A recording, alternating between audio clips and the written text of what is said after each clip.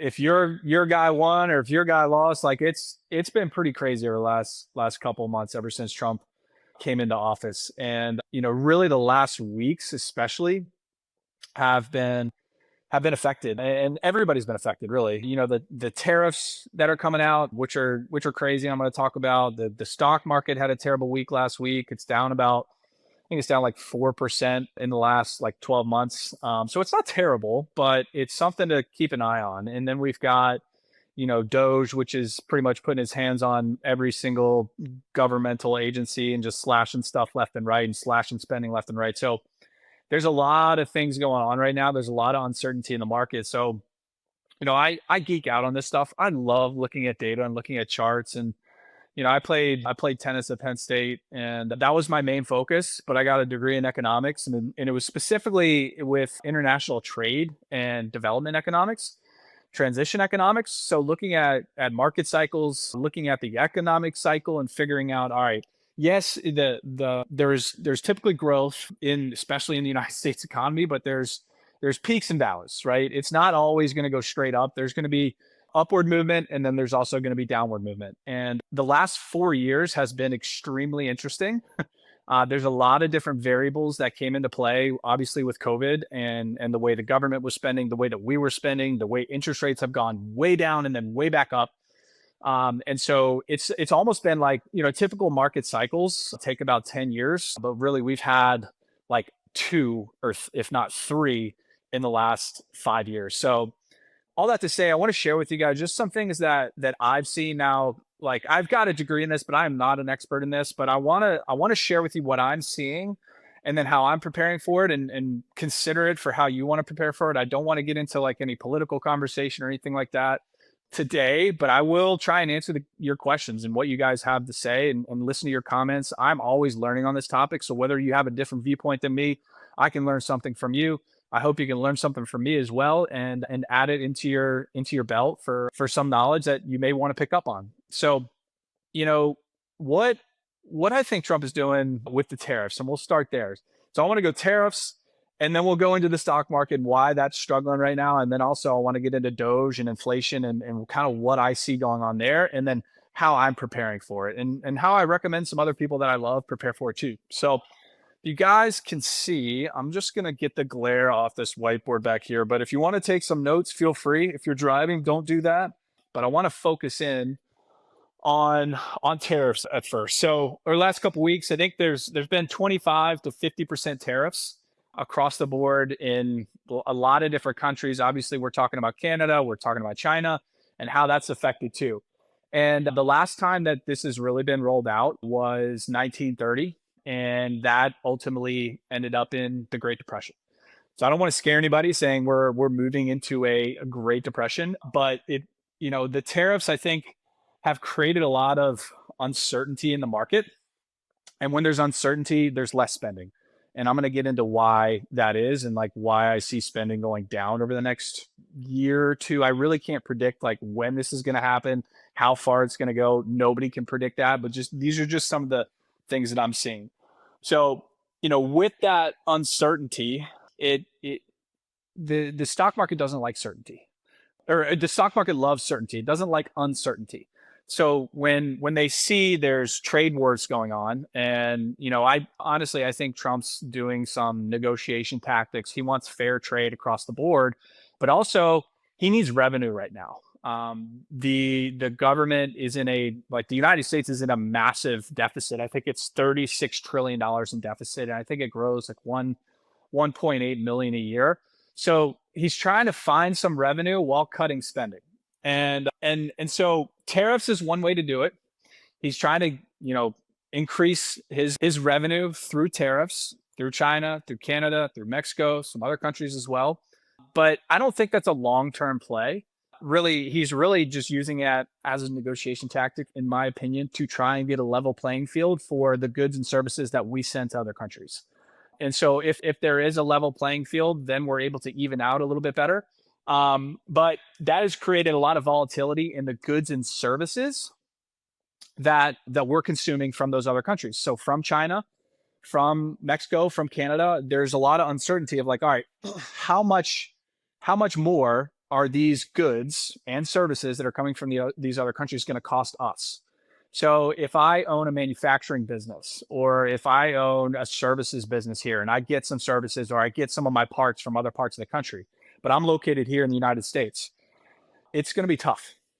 So, I got to pay more, or that good is going to cost more for me. So they're going to charge me more. The chip from China is going to charge me more. So I got to figure out, all right, do I get it from another place, or do I increase my prices? A lot of the times in the short term, prices have been increased to the consumer and to the company that is buying, those products from those other companies, right? So American companies are getting hurt in the short term because of these tariffs. So they're trying to figure out, all right, how do I, stay profitable? Some options, and Trump said this too. Hey, we're going to bring more manufacturing back to the United States. That may happen. Tariffs may make it a little bit easier, but right now, the volatility that is happening in goods and services for our companies here and our consumers, like, we really don't know. And you can't really predict when price increases are going to happen. Just like over the last 5 years, like, we didn't know COVID was going to happen. We didn't know the price of eggs was going to go up or double, right? So, we don't know how it's going to affect the low class, middle class, the high class. We really just don't know. So that's why, I think spending on goods and services over the next couple of years, in my opinion, is going to go down. So spending overall is going to go down. If you guys remember at the beginning of COVID, and I'm not like, I don't want to compare right now to the beginning of COVID, or like, the few months after like the world shut down. But people weren't making money because they didn't have jobs, right? Because they couldn't work. And so what were they doing? They were spending less, right? They didn't have money to go out and spend. So they're making less, they're spending less.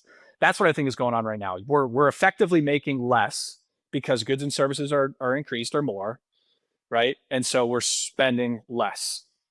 So that's where I want the takeaway to be for these tariffs. I think it's a negotiation tactic. I think it's short-term volatility, but it's really affecting the stock market, and then it's going to affect, the TVs that we get, probably the iPhone. It's gonna impact and affect a lot of different things on a day-to-day level.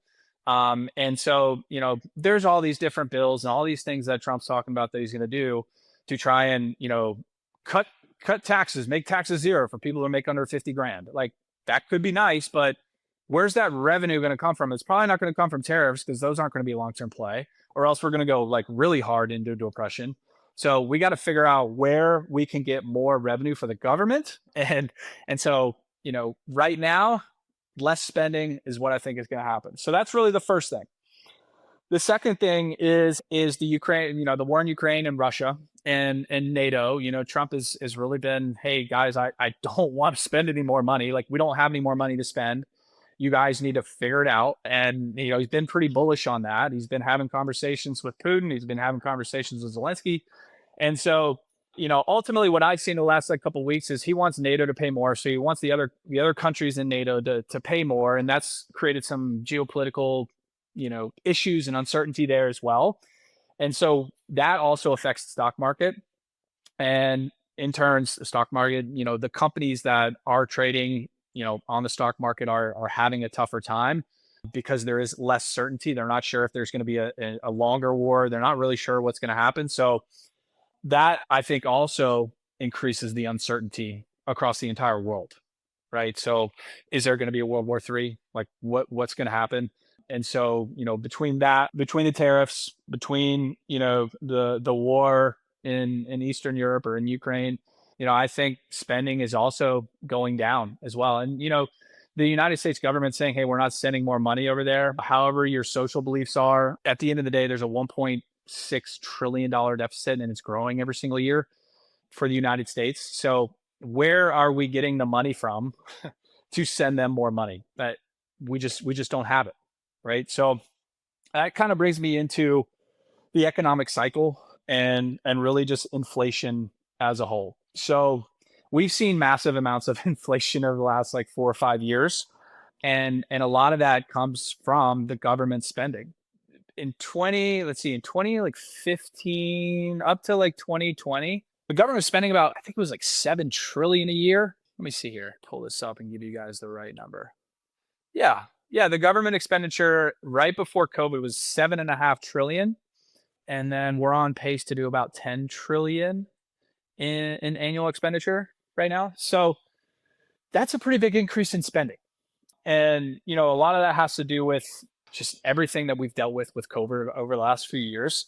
But the deficit that we currently have sitting at 36 trillion, a lot of that has to do with just irresponsible spending and also just the stuff that's happened the last few years. Like it's been unprecedented how we've had to react to different things and how that was going to affect. Like we never saw any of this coming, right? The government didn't, neither party, whichever side are you on, if you're in the middle, has really seen that coming.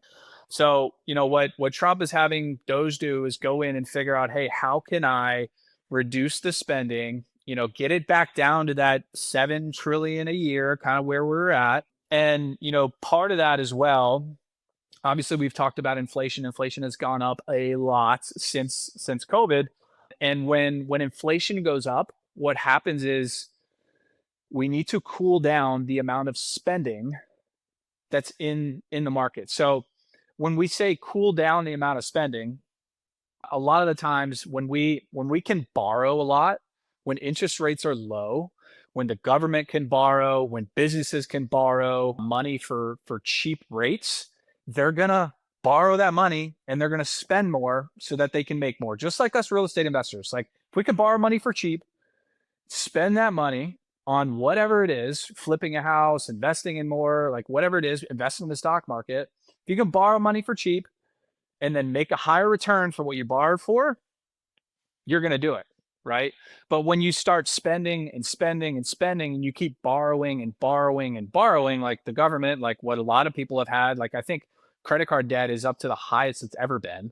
That's going to affect inflation. So how do we reduce inflation? And so that kind of brings me over, and I hope you guys can see this, but as I mentioned, there's a $36 trillion debt that the United States has right now, and 74% of that debt is domestic. So it is domestic debt. What does that mean? That means banks, businesses here, that debt is in the United States. I think the other 26% is owned by other countries, whether it's China, Japan, a lot of different countries.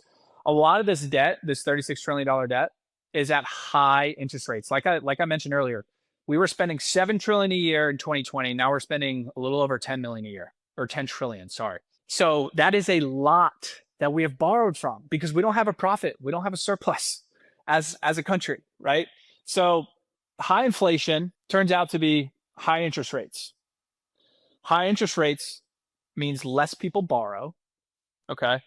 And then that also means less spending. And I mentioned that earlier. Less spending plus market uncertainty means a recession.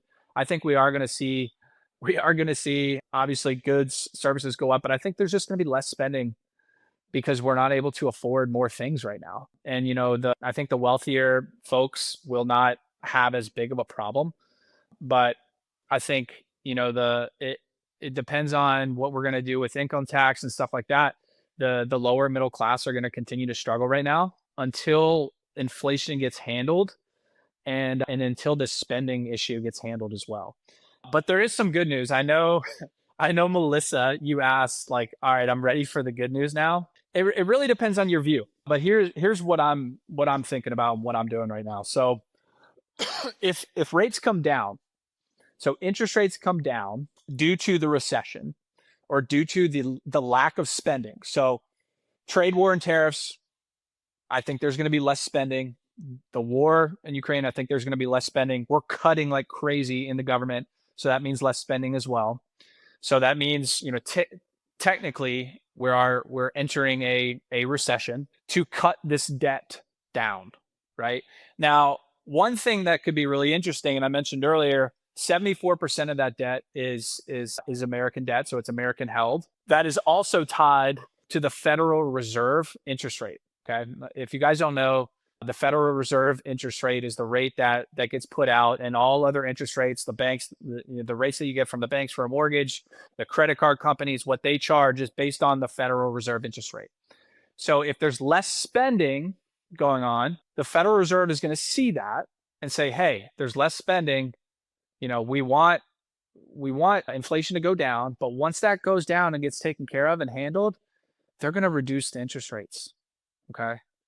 So with that, if this debt, 74%, which is American, if this $36 trillion worth of debt can be refinanced over the next year, 2 years, 3 years to lower interest rates, since 74% of it is based on the Federal Reserve's interest rate. Right now, it's probably at, you know, 8, 9, 10%. I'm not sure exactly what it's at, but if they can refinance a lot of that debt that they've taken over the last 4 years, then you can see this deficit go down. So I think that's where the bright side is the deficit for the United States can go down if interest rates do come down as well. But that's going to mean we're going to need to get spending as a whole, really going to need to get spending taken care of inside the United States. So inside the government, also with the tariffs and the uncertainty, I think the stock market's going to take a little bit of a retraction.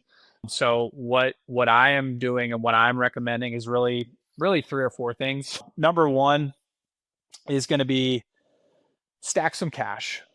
Like stack some cash right now. Make sure you have a good nest egg. Be ready to take advantage of these dips. So if we go into a dip, the stock market takes a dip, be ready to invest that money because it's going to go back up. You don't know how far it's going to go down, but it look at history. It's going to go back up, right? So be ready, have your cash ready. The next thing is you can invest at a discount right now, potentially. So if interest rates do come down, and let's say mortgage interest rates come down, right now they're probably high sixes, low sevens. If they do come down, then prices of homes are going to go up. We don't have the supply right now. I think if you are a builder and you're building homes right now, it's going to be amazing over the next like 10 years. We don't have the supply right now to have a pricing crash. Now, I haven't done microeconomics of like the real estate market in general, like what happened in 2008. But if interest rates do come down, then more people are going to spend money, right? Because they want to borrow more because interest rates are lower. Then prices of homes are only going to go up. Now, we've seen that. We saw that in 2021. We saw that in 2022. We've seen it. Like prices have just continued to go up and up and up. Some markets have been a little bit different across the United States, but over the most part, there's been a lot of wealth created really in the last 4 years because of the lack of supply, the low interest rates in 2020, 2021. And really, there's been lack of movement over the last couple of years. Avery Carr was on the podcast a couple of weeks ago. She said that there was less homes sold in the last year than there was sold in 2008. So it's not necessarily a pricing crash, but it's just there's less movement in the real estate market. So what I'm recommending is if you buy now, you can buy at a 6-7% interest rate. You're probably going to get a better price on that home. If you wait until interest rates drop, you're going to be in a bidding war because there's going to be more people that want to borrow money, right? Because want to spend money when interest rates are lower. So, you could potentially be investing at a discount right now. And that's for homes. That's potentially for stocks as well. But what I tell people is have cash ready, invest at a discount if you can. Now, the third thing is be ready to refinance too. So if you got a loan in the last 2 years and you're at a 7%, if not more interest rate, and interest rates do come down for mortgages, then be ready to refinance. So what does that mean? You need to have your debt to income ratio dialed in. So, if you don't know what that is, just comment DTI in the comments and I can help you out with that. Your debt to income ratio is basically how much debt do you have on a monthly basis versus how much your income is. And, if you're getting a loan from a mortgage company, a conventional loan, not a DSCR loan, but a conventional loan, which is typically your lowest rates because it's backed by the government, then you typically want to be between I think it's 45 and 50% debt to income rate. So you want to know what that is. So if you're filing your taxes right now and you want to make sure that your debt to income ratio is in line and non-par, because there's some things in your tax return that you can manipulate and you can show, or you can not take, a big loss on a property because that's going to affect your lendability. Just comment DTI in the comments because this is extremely important. If you want a low interest rate, you want the best interest rate possible, you want to get a conventional loan, you absolutely need to know what your debt to income ratio is so that you can either refinance or be ready to buy a home whenever you're ready. So again, tax season right now, it is so important to know what your debt to income ratio is to get the best possible rate. But if you got a 7, 8% interest rate on a home, you're going to want to be ready to refinance over the next couple of years. And you don't need to take cash out. Maybe you can just reduce your payments. If you want to take cash out and reinvest that because interest rates are back down to 4% or even 5%, I don't see them going lower than that. I don't think we'll ever see a 2% investment home rate ever again, like I got at the end of 2020. I don't think that should happen. We'd be in really big trouble if it did. I think that's part of what we learned from COVID is like I think we overcorrected because we were so scared of what was going on and how long people are going to be out of work for and how like little spending there was. Lastly, step number 4, and this isn't really a step, but it's bear markets create millionaires. Bear markets create more millionaires than bullish markets. If you want to know what a bear market is, it's really just a market that's not doing as well, that's in kind of a trough, right? It's an economic cycle that's in a trough. So this creates more millionaires than any bull market can because you're able to buy in a dip, you're able to borrow money at a dip and then let that go up. You're able to invest in stocks, you're able to invest in more real estate at a dip. So just be ready, stack cash, potentially be investing at a discount, be ready to refinance, make sure your debt to income ratio is right in line. If you are going to invest and not use DSCR loans, I mean, you can obviously use DSCR loans, but those are going to be a point, if not a point and a half to 2 points higher. But ultimately, that's what I'm doing and that's what I'm seeing. So I think we're, macro wise, we're looking at less spending overall. Micro wise, I would say stack cash, invest at a discount, be ready to refinance. And, how's it going to affect the short-term rental market specifically, or the Airbnb market specifically? I think the rich are still going to travel. I think that the corporate companies are going to be traveling less, but not as less as during COVID. So I think there's still going to be more virtual stuff. I mean, really, we've kind of seen that plateau a little bit. Like people are going back to work, but back to work locally where they live. I don't see it could be interesting if commercial real estate kind of comes back in this little trough that we're going through, and office buildings are full again. That could be really interesting. I don't see that happening, but it's something that we want to keep in mind. If there are layoffs, which I think there probably will be over the next year or two, if not sooner, then it's just being ready to maybe start your own business. I think more businesses are started during these troughs because it's easier to borrow money than there are when spending is really, really good. So I think more businesses do well when spending is really good because they're able to borrow money at less. But this is really when you want to start a business, in my opinion, is when borrow money is a little bit easier and there's not as many people in the market spending.